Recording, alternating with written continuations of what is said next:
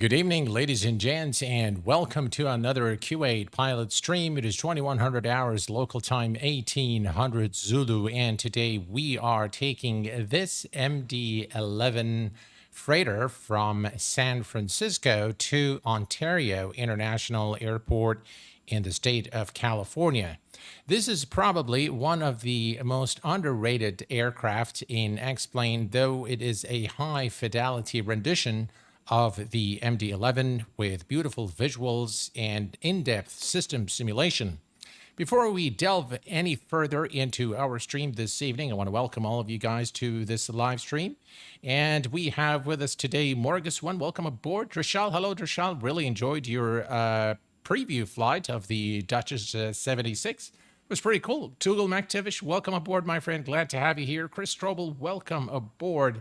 And also my very good friend, Stan. Can't wait to meet you again in Las Vegas, Nevada, in FS Expo. And of course, no other than a man who needs no introduction on the Q8 Pilot Streams, Carl Childers. Welcome aboard, my friend.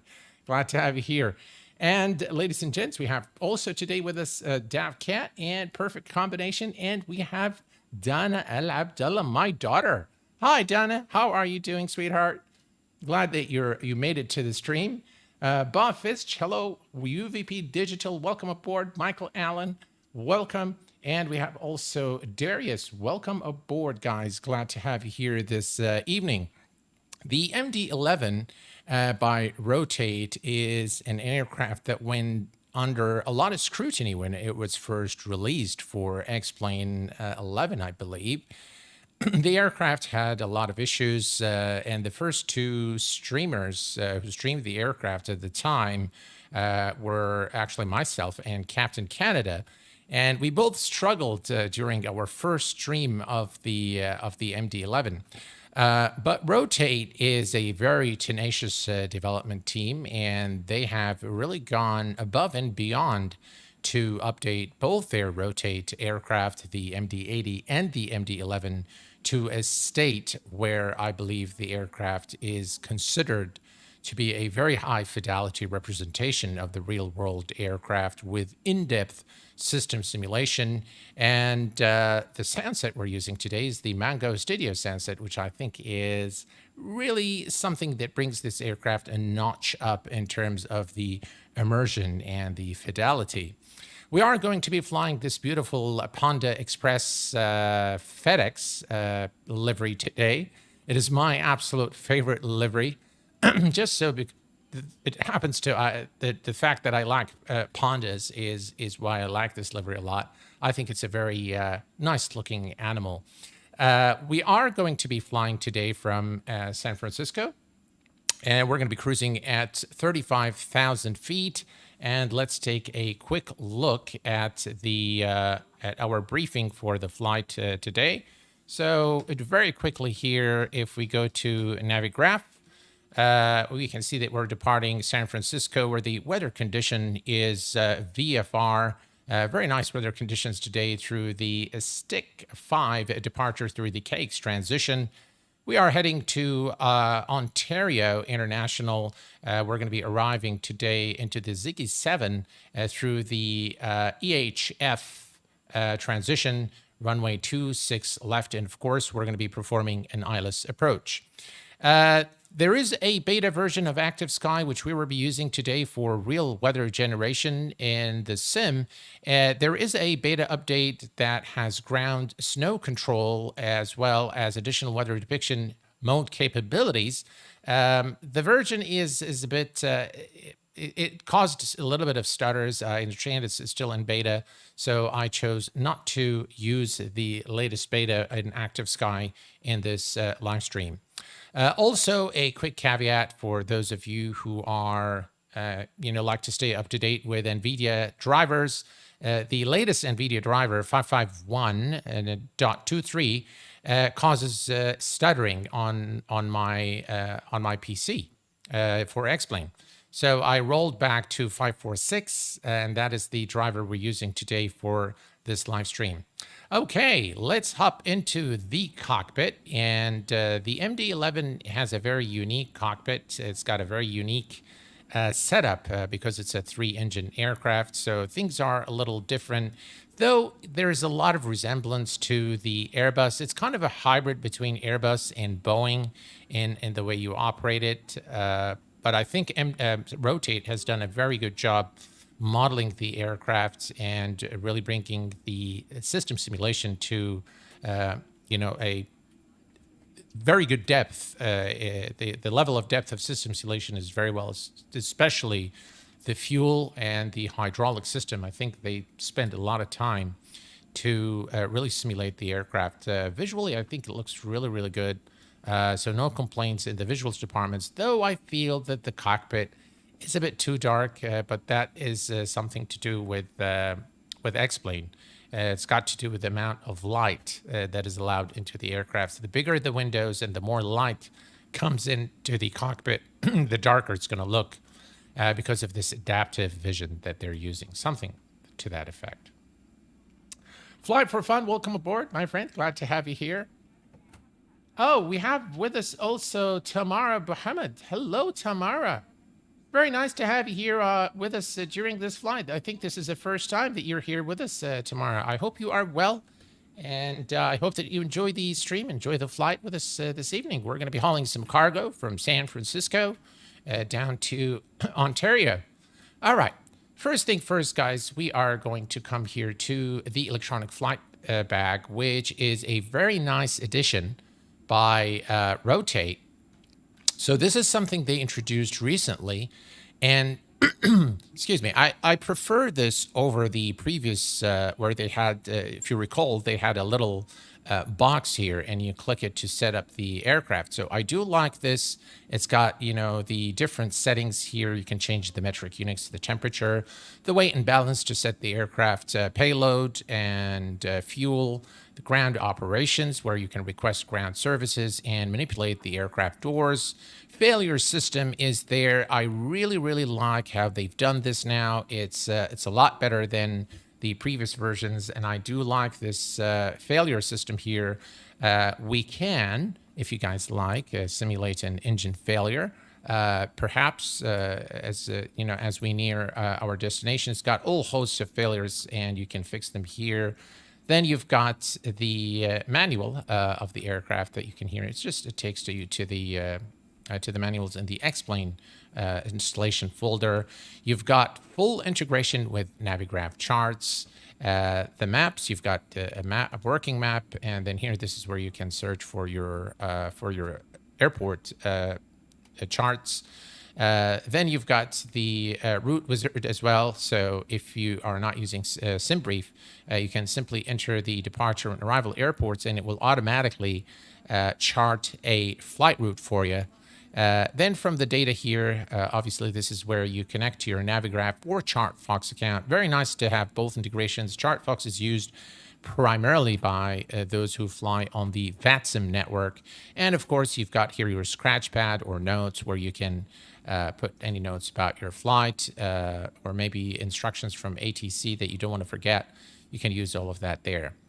All right, perfect. So we are going to go to the weight and balance, and we're going to bring up our SimBrief flight plan, which is fully integrated now with Navigraph charts. So, and we're going to go straight to there we go.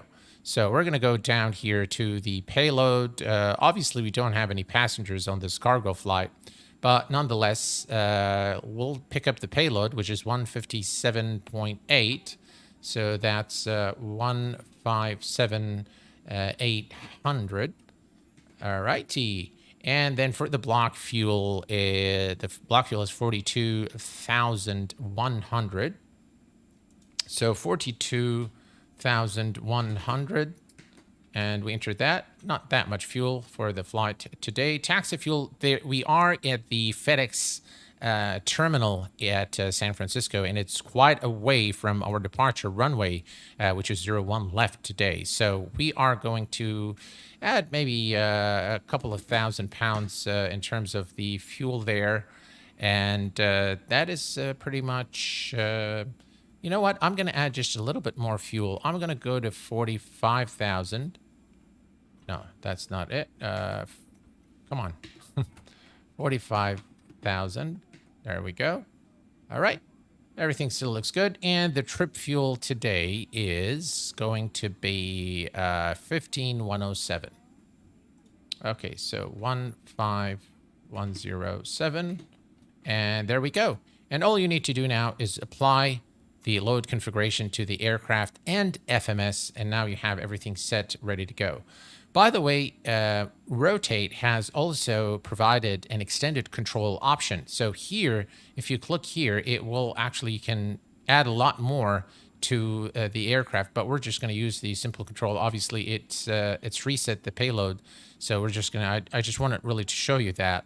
But let's go ahead and set the payload once more to, what was it here? Payload 157,800, 157,800. So you do have granular control over the weight and balance. All right, so everything here is done. We are done with the electronic flight bag. We're going to go to ground operations and bring up the ground power unit. And now the ground power unit is online. We're going to head over to the overhead panel and establish electrical power to the aircraft. You can see here, external power is available. And we are going to first turn on the battery switch on. Very, very nice sound with the Mango sound set. We're going to arm the emergency light. Excellent. And next we are going to move up here and we're going to perform the engine and APU fire test. All right, and that checks okay, and we can now start the APU. All right, so while the APU starts, we can perform a couple more checks here. We'll leave this alone. We're going to come here and do the cargo door test, the annunciator test. Overspeed. Okay. Excellent. So that is done, and then we're going to come down here. And we're going to switch this to the hydraulics. We're just going to wait for this to come on, and then we can, all right, we can actually turn on the external power here. And so that we can set up that. Let's uncage the display. All right, hydraulics is set here. We're going to all the way up, and we're going to click here and do the hydraulic pressure test. Excellent. And then we can now begin doing our flows. All right. So let's come here to the ADDONS. We're going to set the ADDONS to nav mode. We're going to test the cockpit voice recorder. That's the cargo fire test, again, which performs automatically once you set the ADDONS to nav. You need the first switch and the correct procedures to actually wait until the cargo fire test completes and then turn on nav 2 and the auxiliary nav. All right, all here, everything here looks good to me. Engine ignition, we don't need. Everything is looking good here. The APU power is now available, so we're going to click on APU here and APU, and now APU power has taken over, and we can turn off the external power. Excellent. Everything here looks good. We can turn on the beacon we don't need for the time being. Nav lights we don't need for the time being. We're going to turn on the fasten seat belt and non-smoking sign. And we'll test this here. Emergency lights are armed. And everything else in the overhead panel is done and dusted. All right.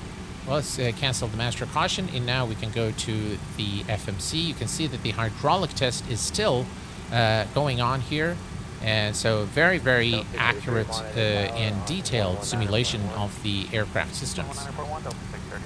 Fun fact, KSFO, while owned by the city of San Francisco, is 10 to 12 kilometers south of the city limits. It's another town's boundary. Oh, really? Oh, Stan, that is really a fun fact. Yeah, I didn't know that. Thank you very much, Dershal, for putting in the link to the Mango Studio soundset. Appreciate it. You know what? That reminds me. I'm going to go here. And yeah, we're going to use the General Electric sound set. It's got actually 2 sound sets. I do like the preferences menu that they have. And Mango Studios has really evolved over the years. And they are creating some really nice sound sets. And this is actually one of the better sound sets that they've created. Alrighty, we're going to come down here to the FMC. And let me just set this here so you guys can follow along. All right, FMC, the aircraft status, the model is the MD-11, and the nav database is current. Everything is looking good. We're going to go to the flight plan initialization, and we're going to bring up the Navigraph charts here for our flight plans. So we'll just scroll down here. So that's our flight route. All right.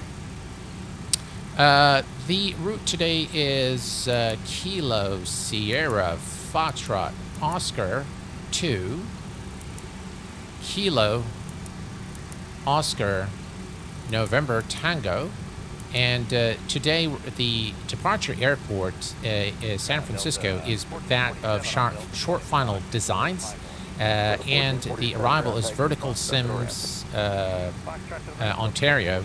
If you are interested in either of the scenery today, you can always get it through chat command !scenery.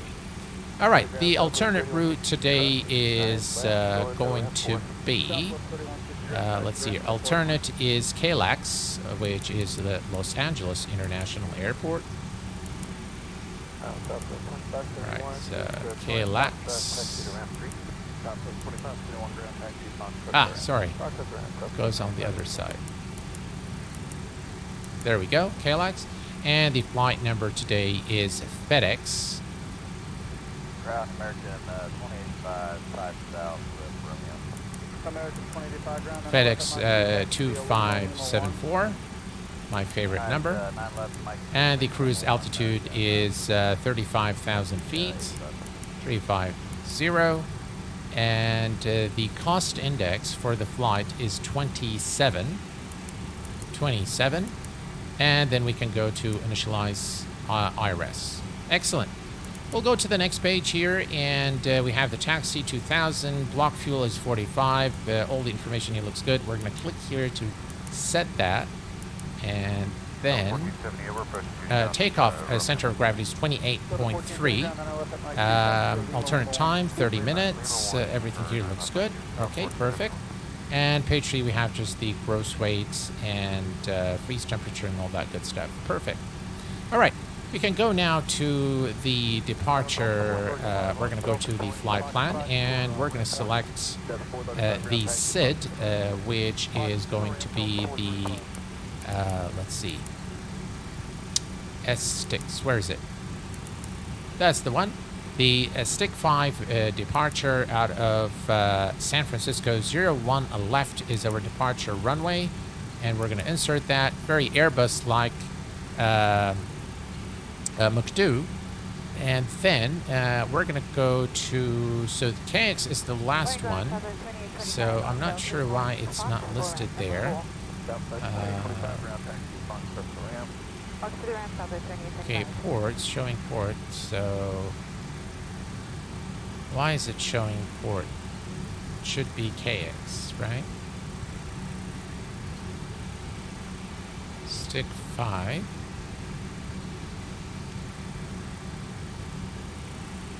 Okay, so that is the transition. For some reason, I don't see it. Alright, let's take a quick look at the departure. Okay, so that's the SID, and that's the Stick 5. Alright. Okay, it is port indeed, and then kayaks. Okay, so it's a waypoint in there. Okay, perfect.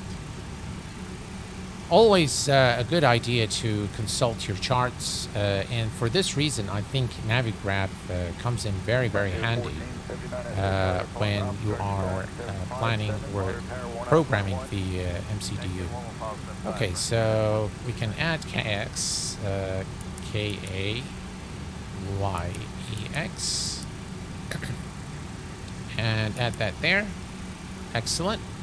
And then direct to Lotion. So let's go down. LOSHN.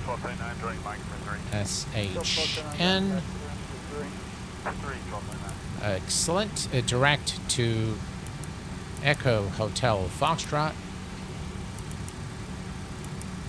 Brilliant. And then from there, it's going to be the Ziggy 7 into Ontario, 26 left.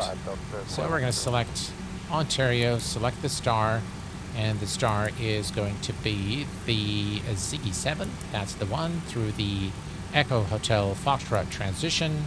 And the arrival runway is the ILS runway 26 left, which is this one here. Let's take a look and see if there is any transition for our approach.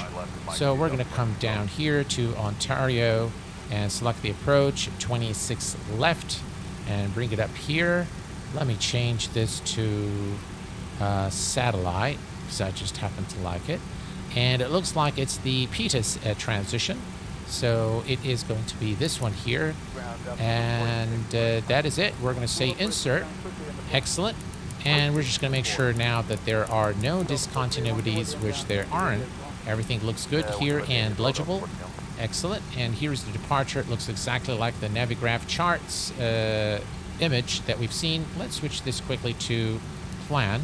And we're just going to cycle through the flight plan to make sure that everything looks legible as per the Navigraph chart.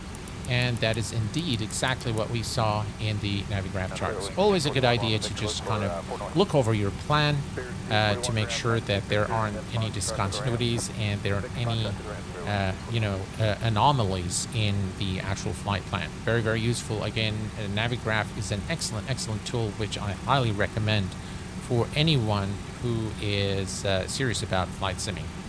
Okay. So from there, we can go back to map and we can go back to the MCDU.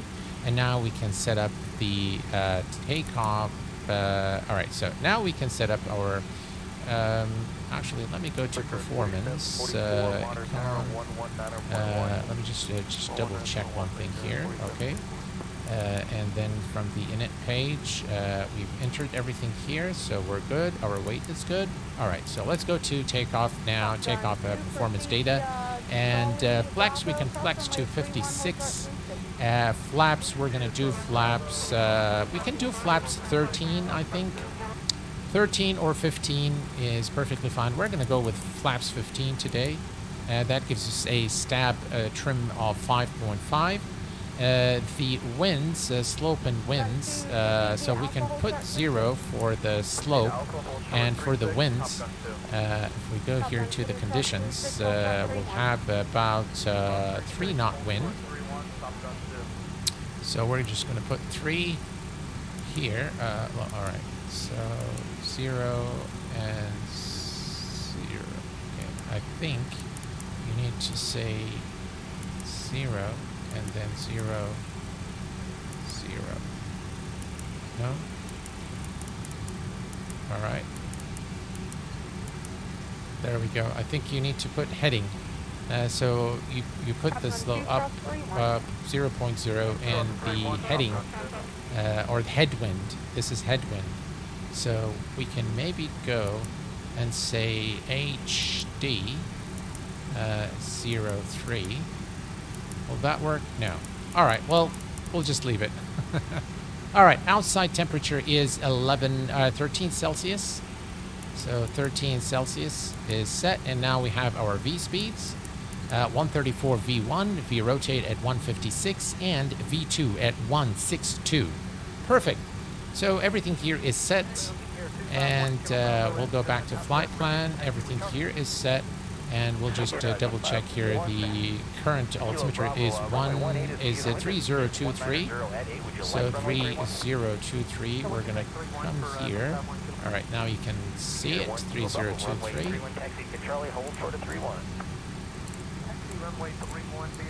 All right, 3023. And we're gonna set the same thing. 3022. Well, that's close enough. 23. All right. We can see again we have to verify that we have our speeds here, V1, V rotate, and V2, and we are pretty much now done with programming the MCDU. And by the way, in this version of the MD-11 now you have 2 separate MCDUs, which I really like, because now we can put this here on Econ, and this is more, this is Align IRS. I think that's just a message we did not put. We do have full iris alignment. Okay, so we are ready now to push back out of our position. Let's come here to the glare shield and set things up for departure. I'm going to leave the speed at 250 knots, 010. So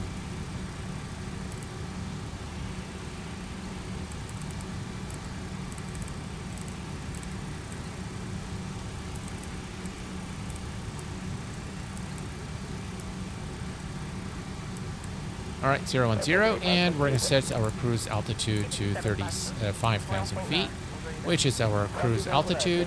And now everything here looks good to me. Okay, perfect. Coming down here, we've got the weather will start in just a minute, and we've got our transponder set to standby, and we are now ready to start the engines. So we're going to come here to the overhead panel, and we're going to turn on the beacon light on. And now we can call the pushback truck and push out of our position. All right, so we are currently located here at the cargo terminal for FedEx. We're going to go down this taxiway here and then go to the left and continue down until the right turn to runway 01 left. Look at just how majestic this aircraft is. Very, very nice indeed. All right, let's plan our pushback. Start push. Route to cockpit. Please show me where you want to go. Right, we're going to push this side here. So nose to the right, tail to the left. All right, and enter. Ground to cockpit. Tow is driving up. All right, the tow is driving up. We can come to ground controls. We're going to dismiss the ground power unit and release the chocks.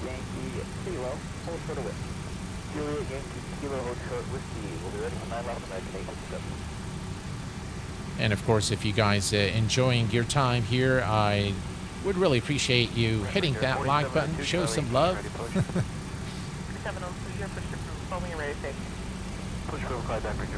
Alrighty.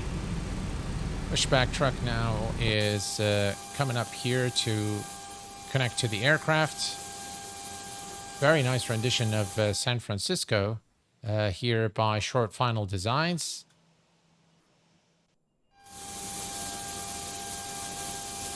Okay, all doors and hatches are closed, ready to connect. Wycliffe Barrett, hello my friend, welcome aboard.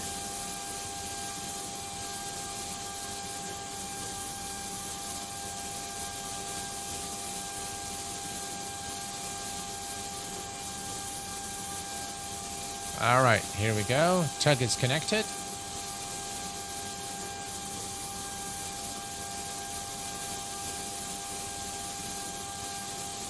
And the aircraft tug is now being locked in, and we'll be on our way in shortly. Can't wait to let you guys hear the beautiful engine sounds by Mango Studios.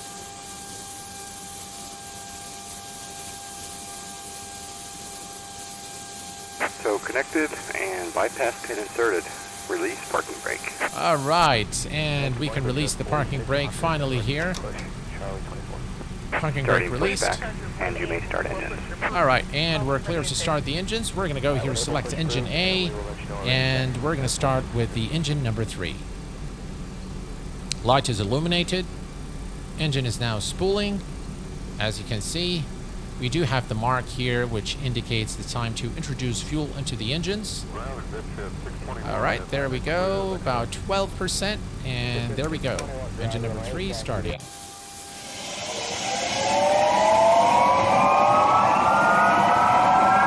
Check out the sound.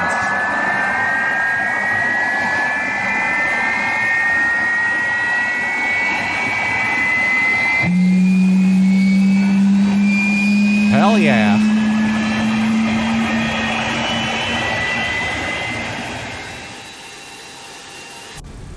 All right, we have engine number 3 starting and stabilizing. 4764, Parker Bravo 1, ready to The sounds are quite nice. Yeah, very, very nice. Hey, Luis Monza, welcome aboard, my friend, from Brazil. Glad to have you here with us. All right. By the way, with this, we can put on Let me come down here and we'll put this on config. Yeah, that's exactly where I want it because we want to set our trim. Okay, let's go ahead and start engine number 1. Light is illuminated and engine number 1 is now spooling. Brilliant.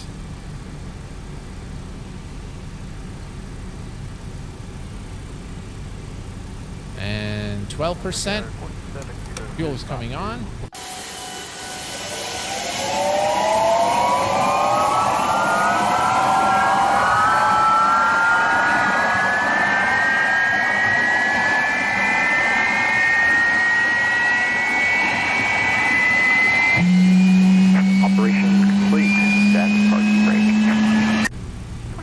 Let's set the parking brake. 2095, you are pushed through. Disconnecting tow. Stand by. All right, we'll stand by for the ground equipment now to clear while we take a look here at the engine. All right, so engine is stabilized and we can start now engine number 2. Light is on and engine number 2 is now spooling.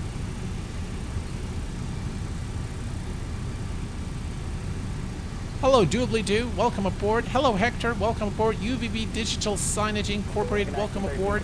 The sound pack is the Mango Studios sound pack. All right, let's go ahead and give it a start here. Disconnect the ground service. Those sounds are really, really nice. Look at how the texturing is done on this aircraft. Look at this wing. Very nice indeed. All right. If we look here, what did we... Tow is disconnected and bypass pin has been removed. Hand signal will be on the left. We'll see you next time. Have a safe flight. All right, so flaps 15 and stab is 5.5. Okay. So let's set the stab first. So 5.5.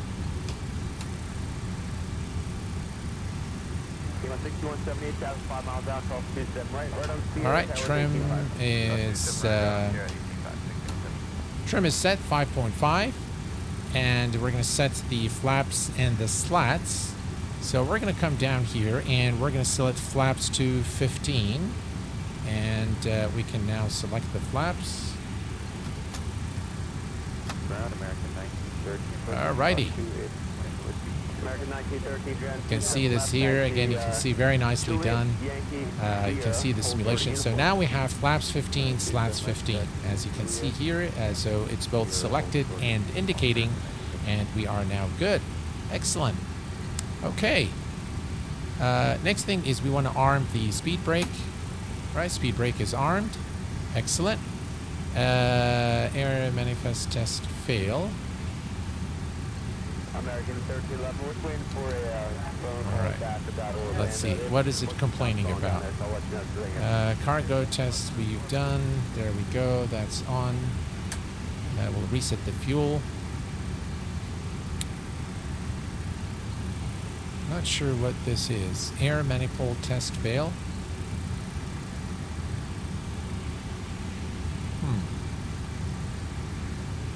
Pretty strange. All right, we can turn off the APU power. It is already disconnected. All right, so let's turn it off. 40 ground 27 left, back to be a Foxtrot, hold short of 27 right. 27 left, Foxtrot, hold short of 27 right, which is 48. Why is the pack not on?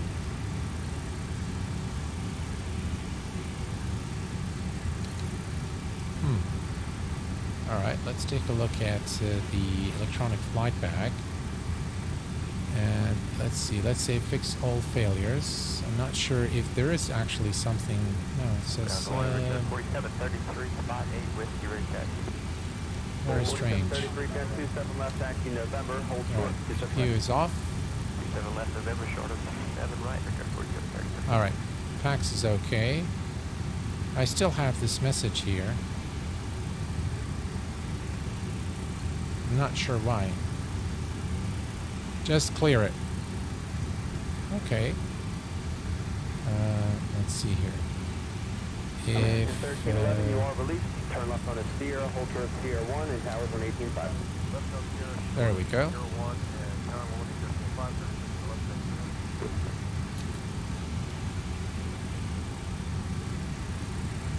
Still shows on the other side. Status. Yeah, all right. So here we have this air. It says air test fail. So something has failed during the tests. 6180, we need the Papa, hold short of Mike. Not sure why is it failing. Very strange.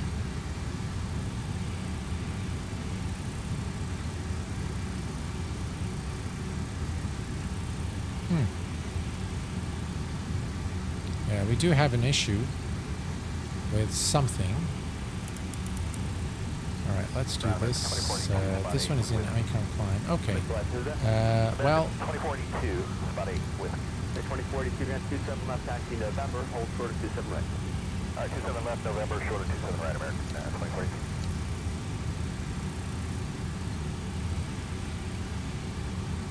check your EFB. There's nothing Wildcliff in the EFB, so if I go here to air, everything is okay. Yeah, there's nothing. Everything is okay. Nothing is failed. And if I click fix all failures, again it's still okay. Well, why does it still say that the APU is on? All right, APU is off. Okay. All right. Well, we're going to go ahead and release the parking brake, and we're going to head over to, at least we get the green bar here, which indicates that everything is okay. So let's go ahead and give it power and head over to the runway. Taxi with 62-0 Absoluta. Hold 62-0 against 27 left, taxi via Foxtrot, hold short of 27 right. Foxtrot shows 27 right, push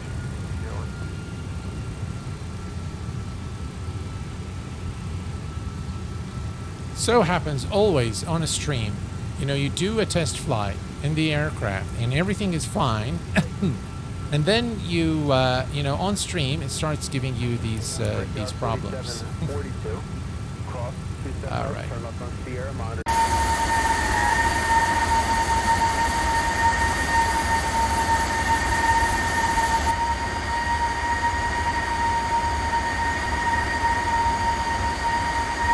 Isn't X-Plane just beautiful?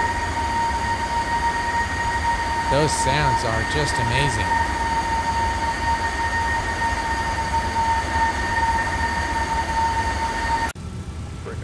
Tell you, the MD-11 has a very unique ground handling characteristics, and I think the guys over at Rotate have really built this into the aircraft. And you really feel the heaviness, and if you don't set your CG properly, you will definitely feel that in the aircraft as you steer it on the ground. It's a bit of a maze here to get out of the cargo area here at San Francisco.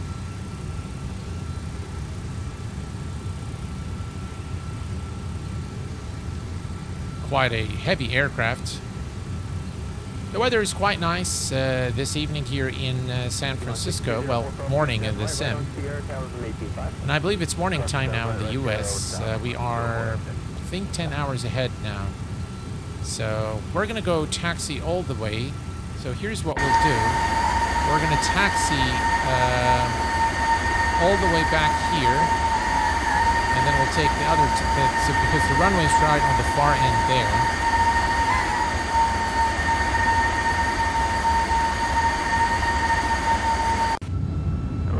Just look at this beautiful wing view there. Look at the slats. Very nice indeed.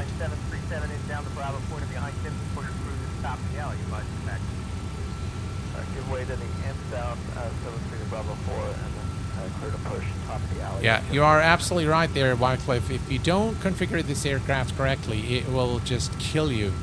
everything will start working in very strange ways, and yeah, it's a very demanding aircraft. Requires definitely a learning curve to fly.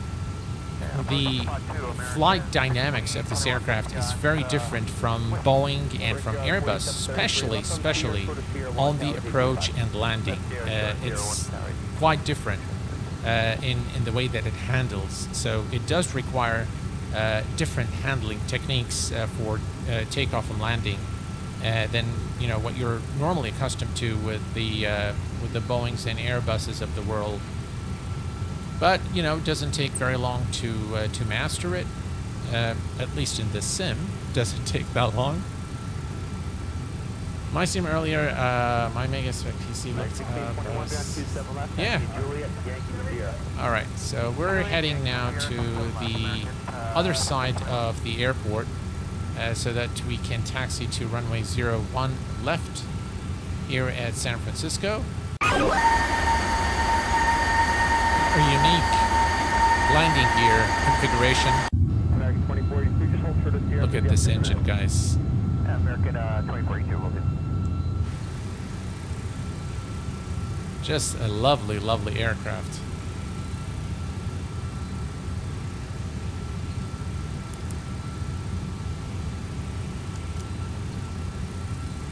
All right, we press the auto flight once for takeoff configuration, and then we press it again once to engage the auto flight system. American 1930, continue on Sierra, sort of Sierra 1, you're about number 5 to go, towers 18.5. Alright, so far everything's looking good here, and we'll continue to taxi. The runway is this one here, that's the runway. So we're going to make a right turn and go all the way to the far end there for runway 01.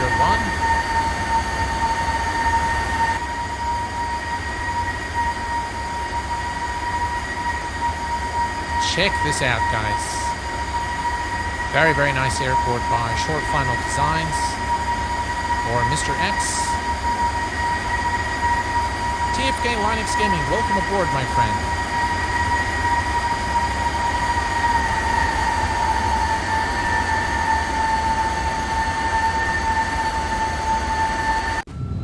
You got the stuff going. Push back to stop. 2095, pretty approved, call for taxi. All right, here is our turn. There's an aircraft taking off right there. All right, we're going to come and set the weather system on. And TCAS. TARA. All right, and here's our turn.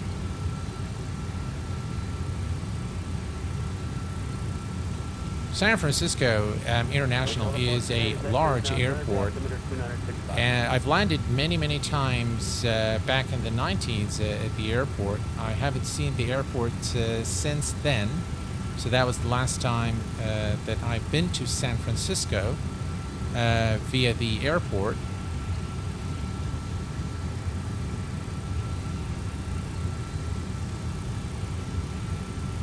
Right, here we go.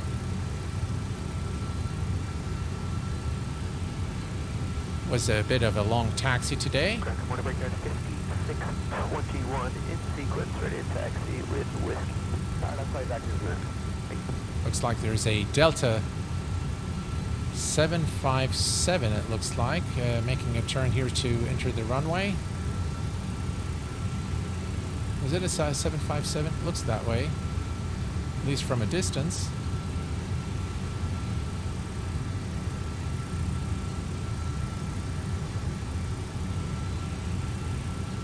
All right.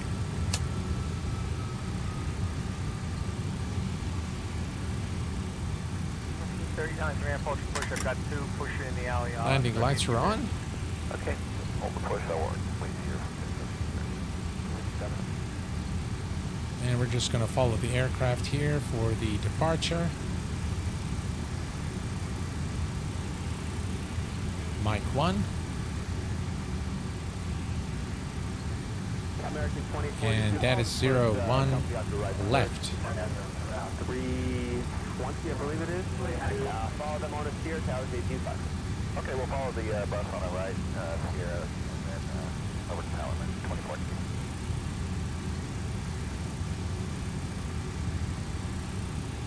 All right, let's turn on the strobe, which is the high intensity light. 11 Alpha. 642, go back over to ground, request Kilo November. I can't All right, make we'll it line up here. and wait. It's going to be a while before I get you in. I don't want you blocking a high speed. Just to make sure we don't have any wake turbulence, we'll wait for the aircraft to clear the runway and then we'll take off. All right, let's just give the aircraft a little bit of time here to clear and we'll be on our way. All right, let's just make sure everything good. Flaps are set. Everything here is good. The weather system is on. And we are ready for departure. Okay. Right, think we're cleared for takeoff. Let's go. That was 2642? Yeah, we're right here on Kilo 7. Alright, November's behind you. Are you waiting for the alleyway across 7? Airspeed alive. You need to clear the alley, I guess. So we're going to Alpha 11. Okay, you can leave it right there at Romeo, short of Juliet. V1 is at 134. Romeo, short of Juliet. Maintain the center line.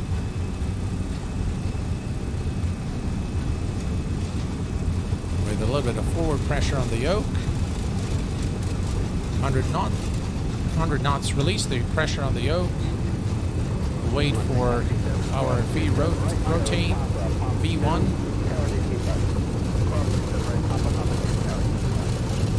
And V rotate.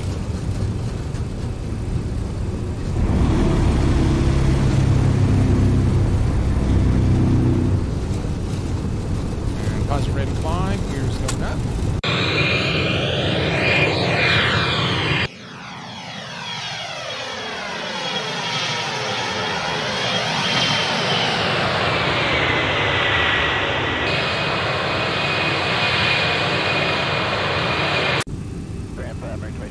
All right, and we begin our turn, ladies and gents. Romeo, short of Juliet. Okay. Romeo, I'll bring you in when I And 1,000 feet. We're going to come here and hit the auto flight. And then we're going to go to profile and nav.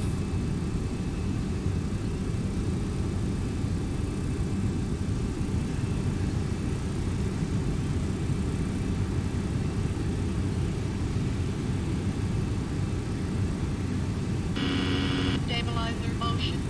Stabilizer motion.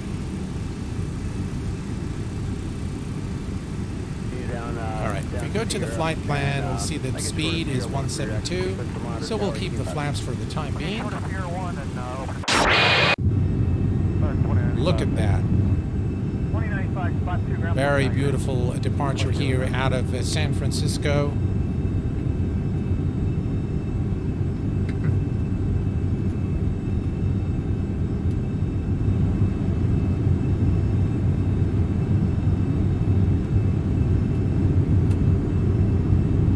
Absolutely gorgeous view.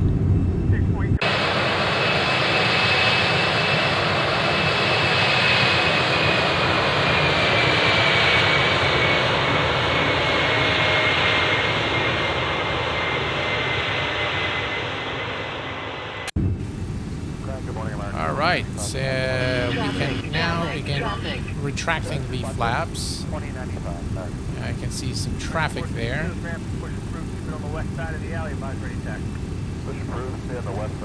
Right, we can begin retracting the flaps.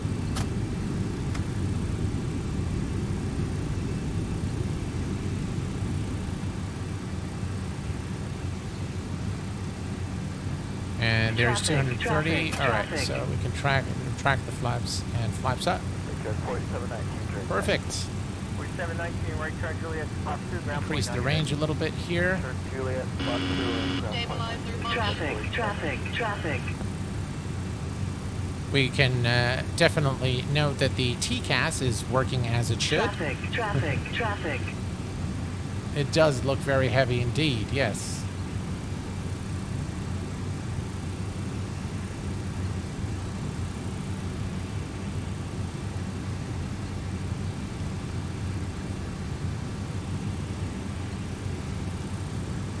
it looks like the whatever problem we've had with the air system has subsided. And we can put this on air. Let's see here. Yeah, everything looks good now. Engine, everything is stable. We're looking good. And continue the climb to 35,000 feet. So the autopilot system is quite simple. Before takeoff, we hit the auto flight once, and that will set takeoff mode. And once you are airborne, to engage the auto flight system, you click the auto flight button again, and that will engage the autopilot. Then you can select profile, and profile will manage the vertical speed and will also change the speed here to FMS speed. And then of course nav is will follow the flight path that you have set in the FMC. Simple operation of the autopilot. It's slightly different from, you know, Airbus and Boeing. It has resemblance of both. And yeah, we're looking good here. Climbing to 10,000 feet, so we're going to turn off our landing lights. Right, landing lights are off, and we don't need the local lights. Everything here is good. All right, everything on the overhead panel is working exactly as it should. And now we continue the climb. Above 10,000 feet, we'll again see that the speed starts increasing to about 321 knots. All right, we can release the passengers there. So non-smoking sign to auto, and the seatbelt signs to the off position. Of course, there are no passengers aboard this cargo flight, but it means that the first officer and the captain can now enjoy a nice hot cup of coffee in this winter morning here out of San Francisco.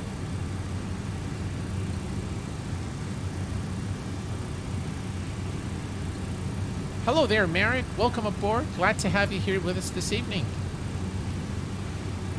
So what we're going to be doing, guys, over this weekend is, of course, I'm going to be doing a preview, first look preview of the Duchess 76 for X-Plane 12.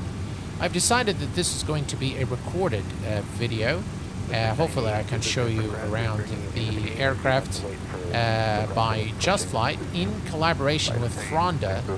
And what it appears to me from looking at the aircraft is that the design or the visuals were developed by Fronda, and the programming done by Just Flight. That's what it looks like just from experience looking at the texture work done. I believe that it was done by Fronda. So the collaboration is very clear between the two. Yeah, we'll be taking a look at the Duchess in a recorded video. I also am going to be doing a full unboxing and review of the Thrustmaster Boeing yoke, followed by a general aviation flight in Australia of a recently released ORBX airport. There is, by the way, a Parallel 42 has released a new scenery for Microsoft Flight Simulator, and I tell you, it's just really, those guys are amazing. They do some very, very detailed general aviation airports and airstrips, and they've chosen one that is very, very nice. They Coyote, I believe Coyote something. A very, very nice airport released recently by Parallel 42.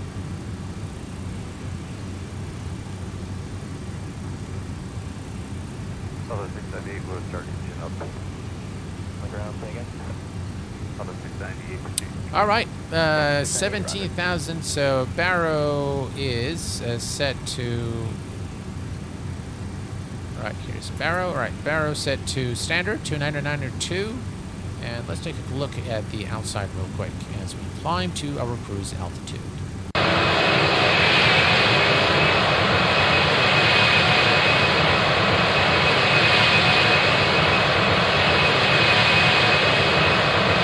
Southwest 1689, taxi Alpha Delta 9. Southwest 1689, runway 15 right, taxi via Tango Hotel Papa. Tango Hotel Papa 15 right, Southwest 1689.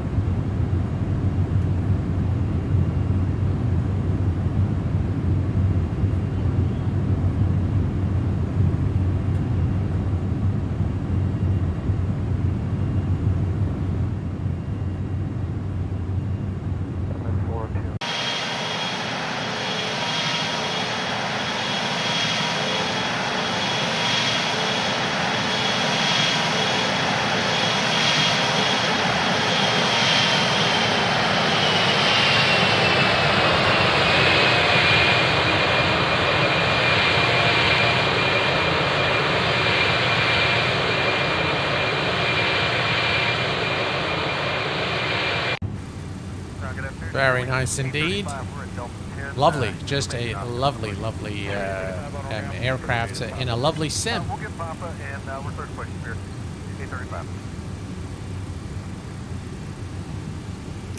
Tallest A340 would be great. This MD-11 is also good. Yes, add more AC in general that are deeper in detail and systems. The flight factor 767 are also decent, but not study level. I agree with you, Drashal. See, the flight factor aircraft, when they first came out, they were the bomb. They were the thing for flight sim. They were probably the most complex aircraft for flight sim when they came out. But unfortunately, they haven't really introduced anything new. They haven't really, overhauled their aircraft. They maintained them, so they brought in the same functionality that was present in X-Plane 11 to X-Plane 12, but they haven't really done anything drastic in terms of the features. The aircraft for its time was very good, and I think they're still decent.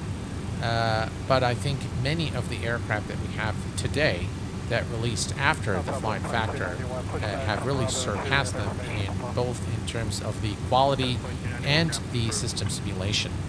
So they remain to be good aircraft. I really liked the flight factor 757. It is my favorite flight factor aircraft. I think it's probably their best. After only second to their 767-400ER. I really enjoy that aircraft from all perspectives. But in terms of ranking, I think flight factor now is way below like the tallest aircraft. So in a lineup of a top 10, they would probably be in number 10 or number 9, somewhere there. And all the other aircraft, I feel, are, better than the flight factor. So they're not up with the, with the big players anymore, if you ask me. I do like the company. I do like Ramses a lot. He's a very nice guy, very, very intelligent guy, and he is a certified 777 pilot. Now, all the promises I heard at FS Expo 23 from Ramses himself that the aircraft was going to release in December, or definitely it was 2023, so the deadline for that was December, have vaporized. And we do not have the 777 yet, which is a bit disappointing because I was really, really hoping that we'd see the 777. And I think, by the way, high quality add-ons really give a lot of it gives a lot of appeal to the actual flight sim. So if you had the best flight simulator in terms of flight dynamics, which is quote unquote X-Plane 12, but you didn't have the high fidelity aircraft to go with it, then it doesn't really mean much, right? But yeah, I was really hoping for that 777, and I know a couple of close friends said that we're not going to buy X-Plane until the 777 is there. So yeah, it was again. I understand the development process is something very, very difficult, very laborious, and quite demanding. Looking forward to what you think of the Duchess. Hey, Drashal, member for 15 months. Thank you very much, sir, for your support. I appreciate it, and yeah, you'll be hearing my comments very soon. Star Challenger 650 is by far the single most complex study-level aircraft built for flight sim, period.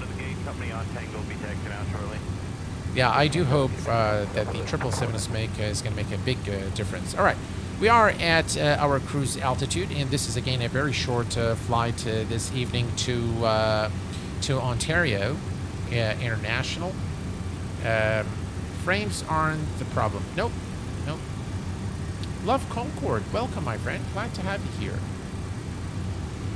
As a software developer, it's very dangerous to make such promises, especially with complex systems. Yes, Yes, I agree with you.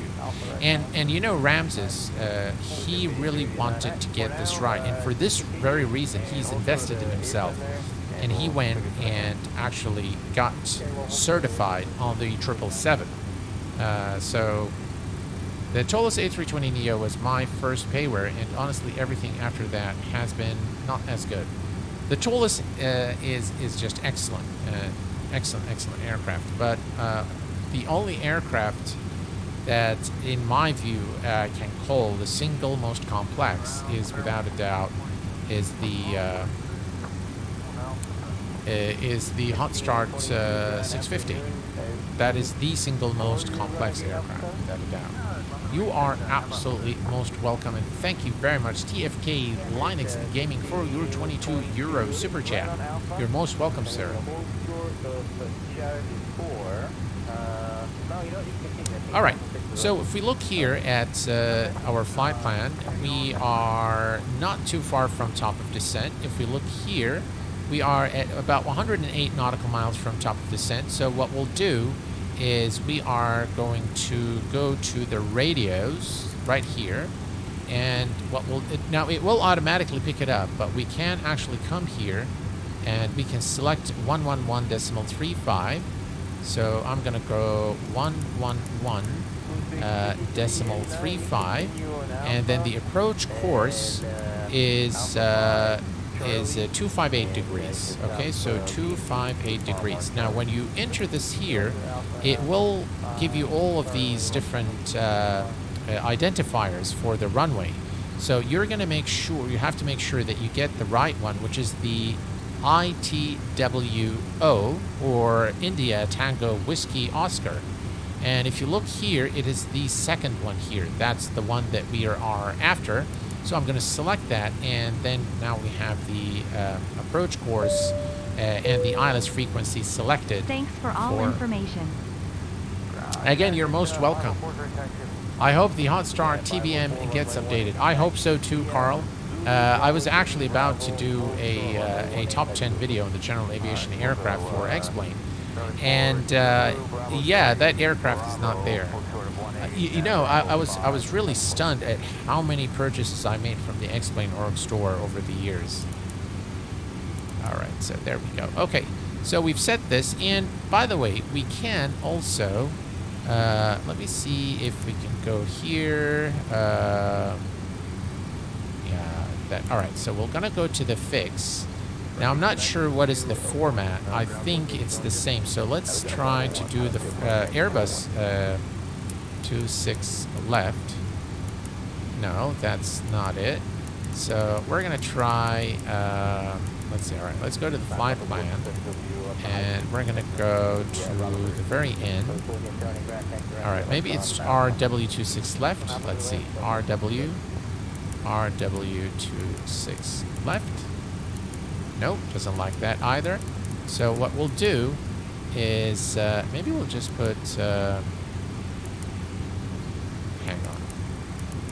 We'll just put months. Okay. Let's try that one. All right. It did like that one. And we'll put 258, and we'll put 10. There we go.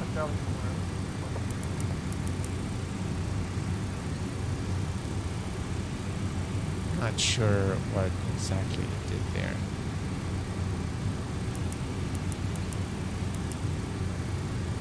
No, 258.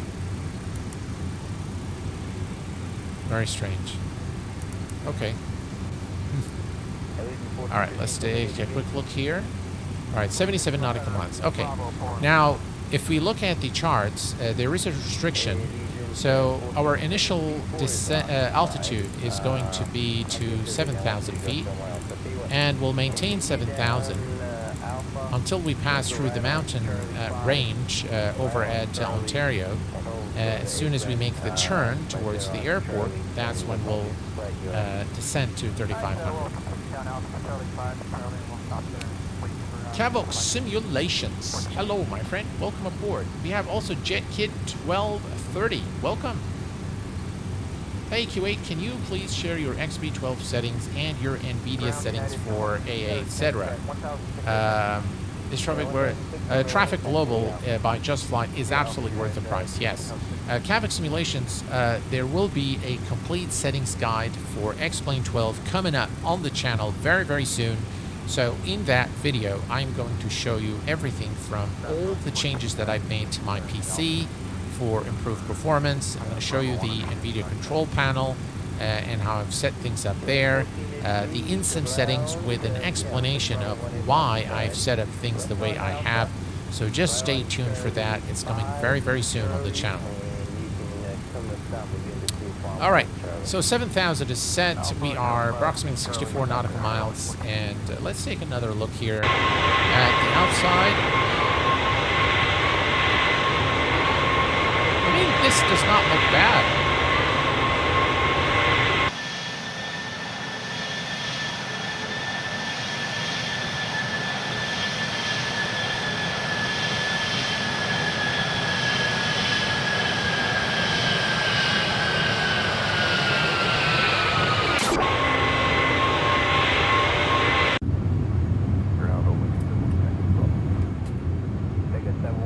Yeah, I think the scenery in X-Plane doesn't really look that bad, if you ask me.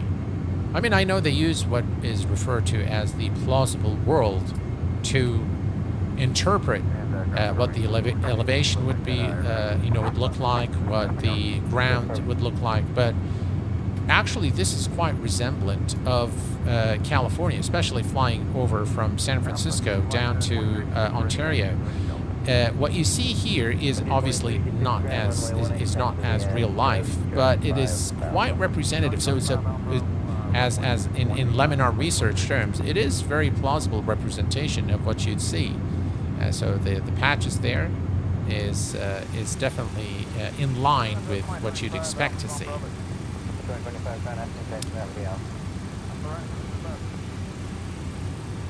Yeah, Traffic Global, in my view, is the best AI traffic program for X-Plane 12. Chris asks, Q8, I just got this 40 GB UHD X-Plane mesh from Flyway Simulations. Is this not needed in X-Plane 12?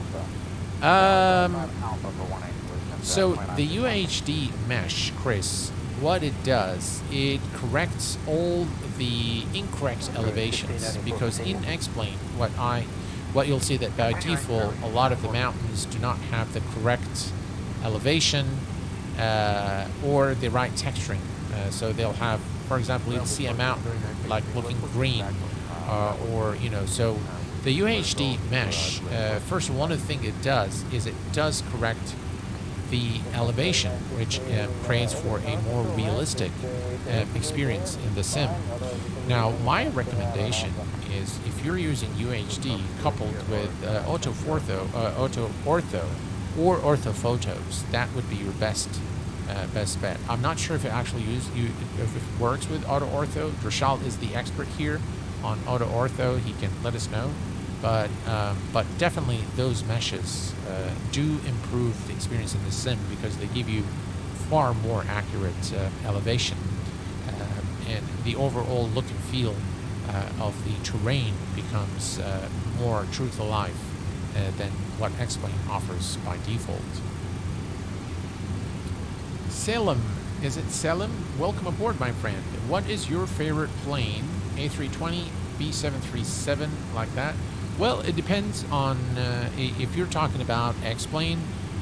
So my absolute favorite aircraft in X-Plane is the Fly Jason-8 Q400, followed by the Fearless 747, followed by the Honstar Challenger 650. Those are I'm a Boeing guy by birth. I was born, with love for Boeing. So, but the Dash 8, as far as simulation is concerned, I do like the Dash 8 Q400 by Fly Jason. It's just my favorite aircraft. I love flying the Dash 8. All right, we can see that we are getting close now to top of descent. We are 25 nautical miles from top of descent, and the aircraft is going to begin the automatic descent. just like you'd expect it in a Boeing, and very unlike Airbus. But yeah, I think there are a few changes there, a few differences, beg your pardon, between you know, this aircraft is almost a hybrid between the two. So you have an FMC or a MCDU that works like an Airbus, but then it descends automatically at top of descent like a Boeing. So yeah, no worries there, Salim. My absolute pleasure, my friend. Mr. Gokum, welcome aboard. Do you have any information about when the new B777 for X-Plane 12 is coming out? Absolutely not. Zero information. Zero information. Yeah. All right. Here's a look again. Just a look at the plausible world. I do hope that in the upcoming version of the sim that they would really consider fixing the aliasing issues in X-Plane. You're most welcome, sir. Appreciate it. So yeah, I am working on a full settings guide for X-Plane, a full settings guide for MSFS. I think I'm not going to do more of like FPS testing, but what I'm going to do is really give you a settings guide. All the things that you need to do to your PC for optimal performance. And there are a lot of things that I've done. So normally, I'll tell you guys, I'll give you a hint on what I do.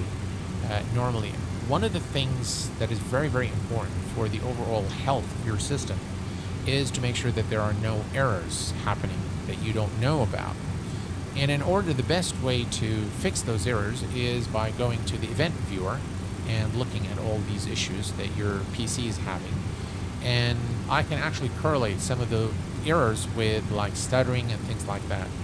So I go and then I start researching every error I find in the log, and I try to resolve them all. And so my event viewer is very, very clean. Very few things that are not important, and mostly informational. So that is something that is very important for the health of your machine. You can see now that the aircraft has begun the automatic descent towards Ontario, our destination today. We can see that Active Sky has also updated the weather here. We can see we have cloud forming in the area, and we can see the mountain tip. I love how that is done in X-Plane, especially when you're flying with Active Sky. You can see the clouds, and you can see the mountain tips there coming out of the clouds, which looks very, very nice.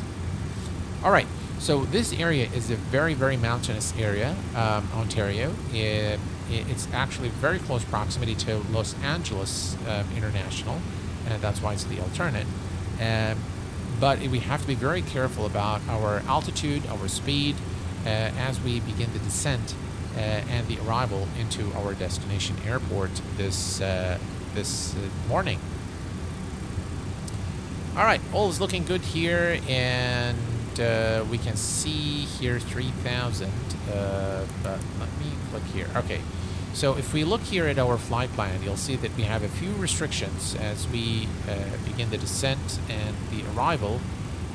So at Magic at 6,400, there is, all right, so I'm going to go actually to 6,500.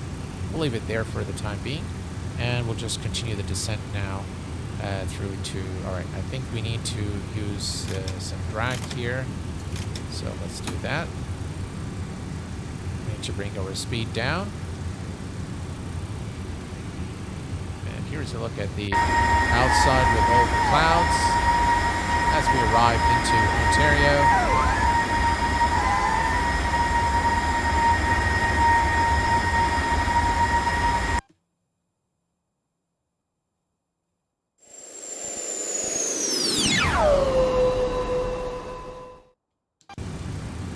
Okay. Right, speed is good.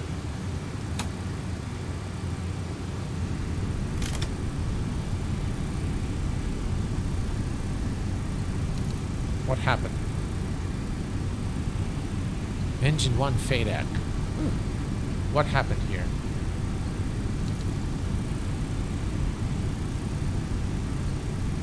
Geez, what happened? Let's see here. Fix all failures. Come on. Overspeed.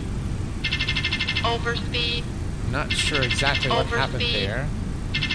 Overspeed. Jeez. Overspeed. Alright, we'll just bring it to idle.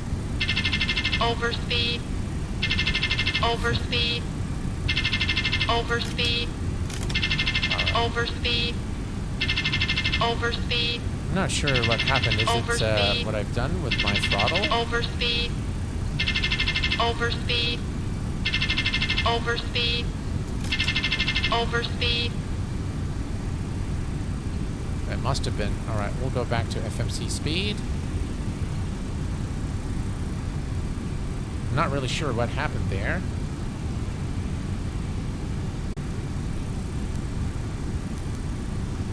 Why does it keep doing that?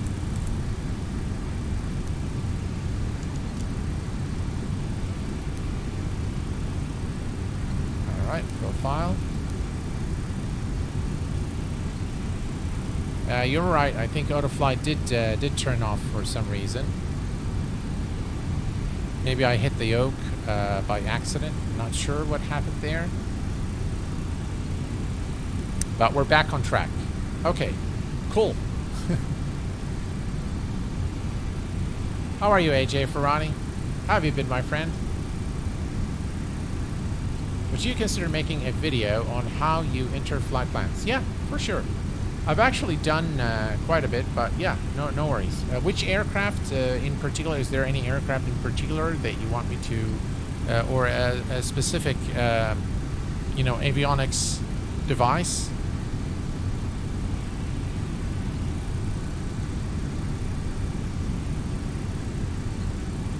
Yeah, I think everything's good here, and aircraft systems are normal. Let's very quickly get the altimeter over at Ontario. Let's go to weather information. The altimeter is 3014, and while we're at it, let's go to information, comms, and let's see here, tower 120.6. Okay.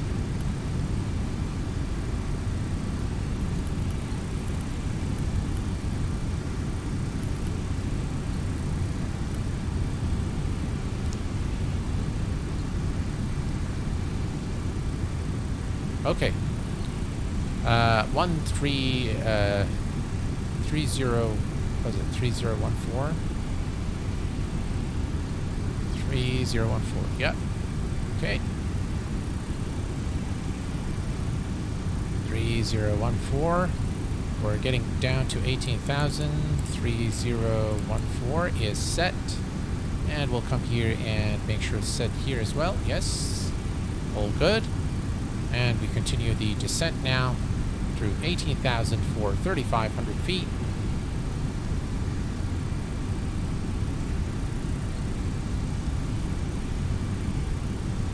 Oh, you're quite welcome. I'm glad that the channel helps you, Mr. Goko.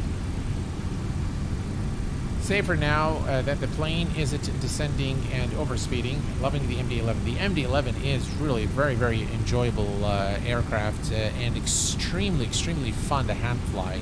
It's got a very heavy feel to it. You really feel that this aircraft is heavy, and it's a really joy to hand fly. Normally, you know, when the weather is nice in the MD-11, I normally disconnect the autopilot at about 2,000 feet. And just really enjoy hand flying the aircraft. I'm not sure that this is possible today, considering it looks like it's going to be cloudy weather. Though the weather forecast here doesn't. We do have few clouds at 1,500 feet, scattered clouds at 26, broken at 4,800 feet. So yeah, we do have quite a bit of clouds there. It says automated station with a precipitation discriminator, sea level pressure. Yeah.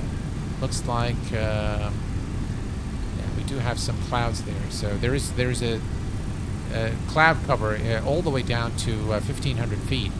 So yeah, it might be a little bit tricky to disconnect at 2,000, but we'll see how it goes.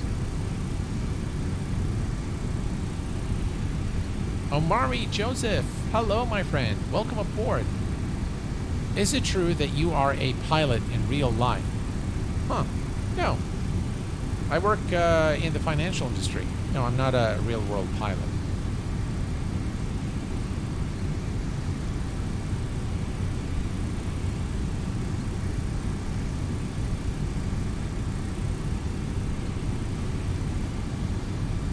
How have you been, Omari? I hope you are well. Our dear friend from the Caribbean. Hello, Alex. Welcome aboard, my friend. Glad to have you here. No worries at all. You're just in time for the landing.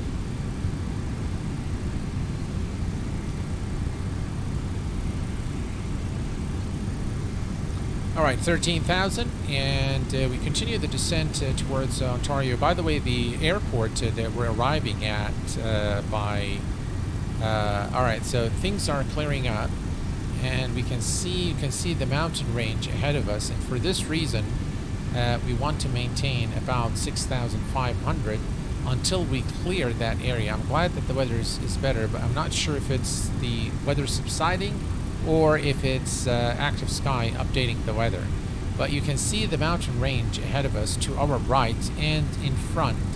Now, we will begin the turn right about there, so we should be okay, but we're going to maintain 6,500 initially until we pass those mountains there, and then we'll begin the descent again to 3,500 feet.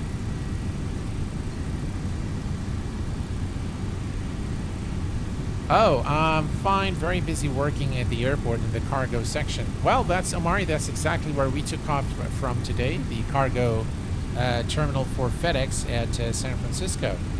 So yeah, I'm very glad that you work in the aviation industry, and that is a very, very nice thing. One day I wish that I could work in anywhere in the aviation industry. I remember one time I told you guys I wouldn't even mind being the pushback driver. It'd be fun. Hey Kuwait, what's the difference in buying the B757 visa system from Flight Factor? I've got the 757 is special right now. Well, obviously the 767 is a different aircraft altogether. It's got slightly different systems, and if you opt for the 767-400ER as an upgrade, I think you will really enjoy it. But from the 757 to the 767, other than the specification, performance, range of the aircraft, there isn't really much difference in terms of the immersion. They're pretty much in two aircraft that were built, they're at par in terms of what they offer in terms of fidelity and the system simulation. So yeah, if you have the 757, I would look for something else just for variety's sake, and pick up another add-on. I would love for you to take a flight with one in Turkey, because I'm from Turkey. Oh, okay, you're from Istanbul. Okay. Well, Salim, that's not a problem. I've done a few flights in Turkey. So, all right, so we're going to turn on our lights here. And we can see the approach right there for 26 left at Ontario. And the aircraft is holding at 9,700. Let's take a quick look here. We still have the speed brake extended.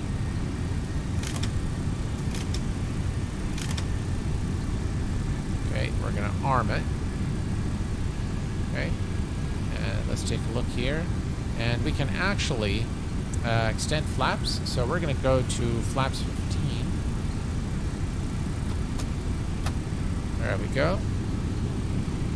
That will help bring the pitch of the aircraft down. Now if you look here. Yeah. That is the dangerous area that we need to clear. As you can see, this actually looks very nice. Guys, look at the clouds here.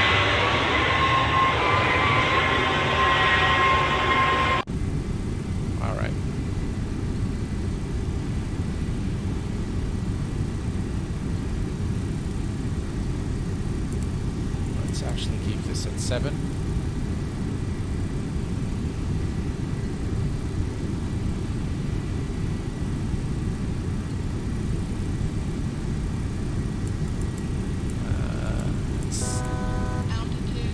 We'll just keep it at 8,000 for the time being. We don't want to hit these mountains, so we'll maintain, I think it's 8,900. We should keep it at 8,900, but that's all right. We'll just, once we make the turn, we can begin the descent again towards Ontario. But let's just clear those mountains Monitor first. vertical speed. Clear of conflict. Yeah, the TCAS works very, very well on this MD-11. Forrest Pizza, welcome aboard. What do you think of the B767's worth? I have the 767. I know they're old models. I've explained. Yeah, that's exactly right. It's a very nice jet. The 767. Look, flight factor. All their aircraft, with the exception of the A320, have received good updates, and they are very fine aircraft. They're very good add-ons. Buying one or the other, I think, is sufficient. I do have all of them, but I get a lot more fulfillment flying the 757. I just think this bird is I think the 757 just looks the best out of between the 767 and the 757. I would always go for the 75. Always. Hello, Nikki. Welcome aboard, my friend. Hey, just in time for the landing. Yeah, hopefully no sound bugs. Hopefully not, Nikki. The sound set on the MD-11 is just phenomenal. Very, very nice. Really is, you know, it really makes or breaks the sound set and the sound pack of any add-on. It really makes or breaks the add-on. You can have a really, you know, wonderful aircraft, but if the sounds are not good, it's just an immersion breaker. Like the Tolus without, you know, the Tolus aircraft without the proper sound set just doesn't cut it. Mr. Goko, welcome to Senior Captain. Thank you very much, sir, for your support. I appreciate it. Outstanding thrust, well-mannered handling, excellent low-speed performance, and great useful load. Absolutely, Carl. Absolutely. Thank you very much, Mr. Goko, for your immense support joining the channel as a Senior Captain. Very much appreciate it. Rapscallion, yes, sir. The sound is very, very important. All right. We are at 8,000 feet, ladies and gents, and we just want to clear this mountain here before we begin the descent again. So I'm going to reset the MCP altitude. No. Leave it. Yeah, because it's it will go to the restrictions, so we'll just leave it for now. Otherwise, we're going to crash into these mountains. The last thing we want to do, let's do a flyby here. Oh, yeah.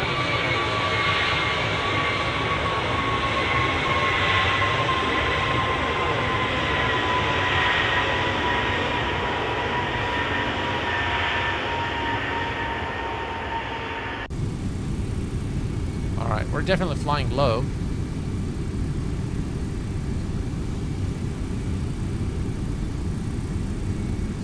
But as soon as we pass the mountains here, then we can begin the descent once more to 3,500 feet.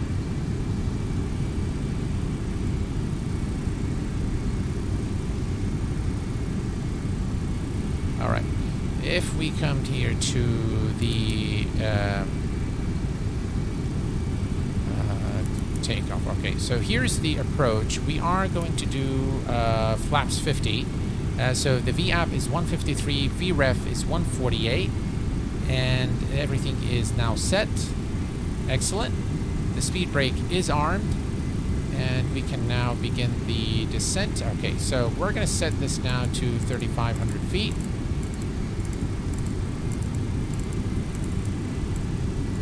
Right, that's 3,500. Excellent.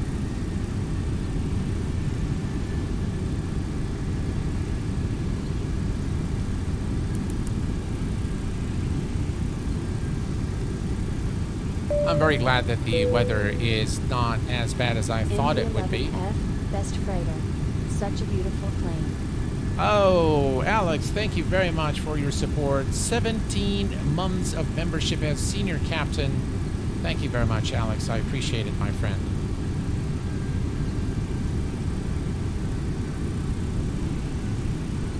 Appreciate your support very, very much. Yeah, I highly recommend the MD-11, guys. It is a very well-developed aircraft. The autopilot system has been improved. There are a few bugs, I think, still that can be ironed out. But overall, an excellent, excellent add-on for X-Plane. And it's just really a very, very immersive aircraft. And I highly recommend, if you're going to go for the MD-11, I highly recommend that you get the Mango Studios sound pack for this aircraft. Just absolutely phenomenal. Alright, so we can now go to the speed here, and I am going to go to 177. And now you can see that Active Sky has introduced some funny weather. Right, and we can go to approach and land. Intercept the localizer. You can see that the glide slope is the diamond here is at the one dot above the center line. So that's okay. We still have time to configure the aircraft.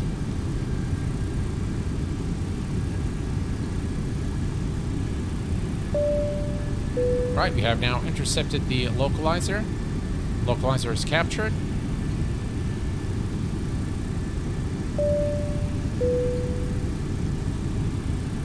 Thank you very much, Alex, for gifting 5 memberships here at the Q8 Pilot channel. Guys, please be sure to thank Alex for his gifted memberships. We have the runway in sight, and we can see the glide slope there turning. Okay. Looking good. Let's go ahead and introduce flaps now. Speed is going down. Perfect. Flaps 28, flaps 35. Right, we'll set this to 148. Landing gear. All right. Landing gear. Landing gear is coming down. Landing gear. Landing gear.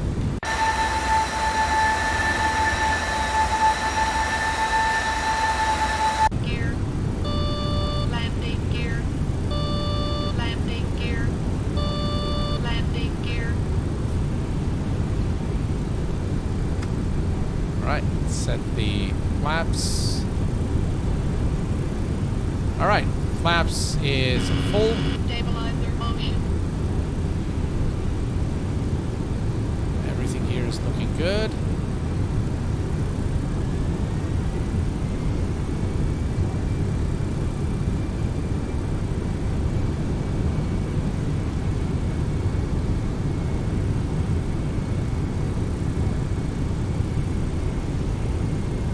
Six left is our runway.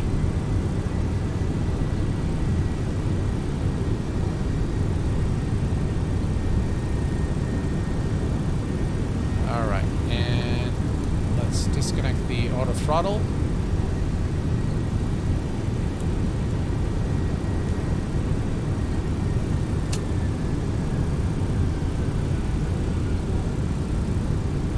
And we're going to disconnect the autopilot. Autopilot. My aircraft. 1000. Autopilot. Autopilot. Light slope, light slope, light slope, light slope, light slope, light slope, light Not slope. sure what's going on there. Light slope, light slope. Again, the light same slope, problem there with the light slope, engines. Light slope. All right.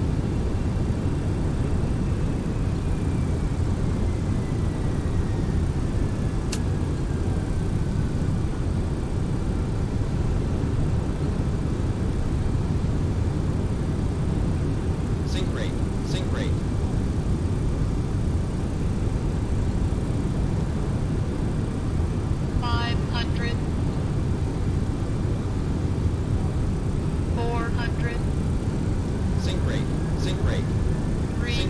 What's Sink up rate. with the sync rate today?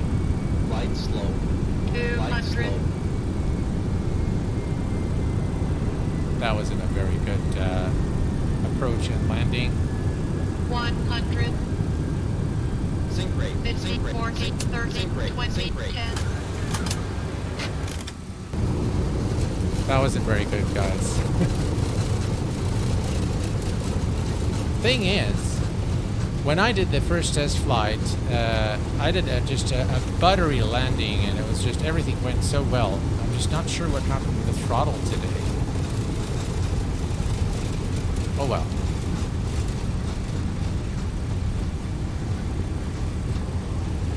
It's all right. Look at this beautiful airport, though. There's something nice to look at, though. Yeah. Yeah. Sorry about that, guys. Not a very good landing today. All right. Well, you know what we can do? We can. I hope that it allows us to do. No, please don't crash.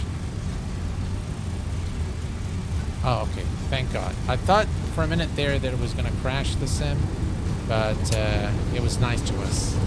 So we'll just take a look. Oh no, come on.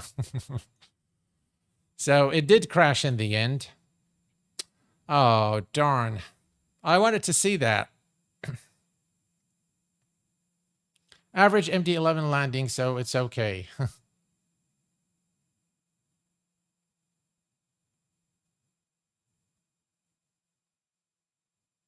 It definitely teased us, Rashal. Yeah. It's all right, Q8. We checked the manifest, and there is nothing marked fragile or hazardous.